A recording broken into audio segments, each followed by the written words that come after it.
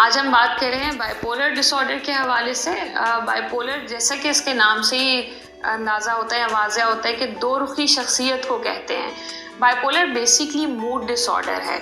इसमें दो तरह के मूड होते हैं, इसीलिए इसको बाइपोल कहा जाता है। अमूमन 4 से 7 हफ्ते तक ये मूड रहता है और उसमें जो चीज़ बड़ी कॉमनली देखने में आती है कि लोग बड़ा यूफोरिया एक्सपीरियंस कर रहे होते हैं। यूफोरिया क्या होता है? आपको सब बहुत अच्छा महसूस हो रहा होता है, आपको लगता है कि आपकी एनर्जी बहुत हाई हो रही है, आप बड़ा अच्छा महसूस कर रहे होते हैं अपने बारे में और इर्द गिर्द आपके जो माहौल है या दुनिया के बारे में बड़ा अच्छा महसूस कर रहे होते हैं।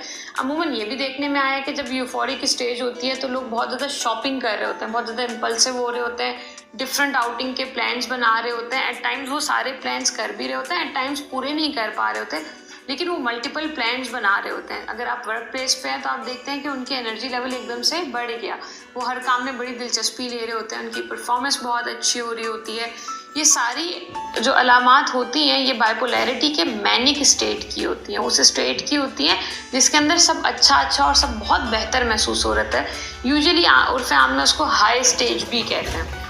जो दूसरा स्टेज है उसके अंदर आपको लगता है कि सेल्फ वर्थलेसनेस की जो फीलिंग है वो बहुत ज़्यादा होती है। माजी के हिसाब से अगर कोई बात हुई है, कोई गलती है, माजी में कोई दुख परेशानी है, वो दोबारा से रीएमर्ज होना शुरू हो जाती है।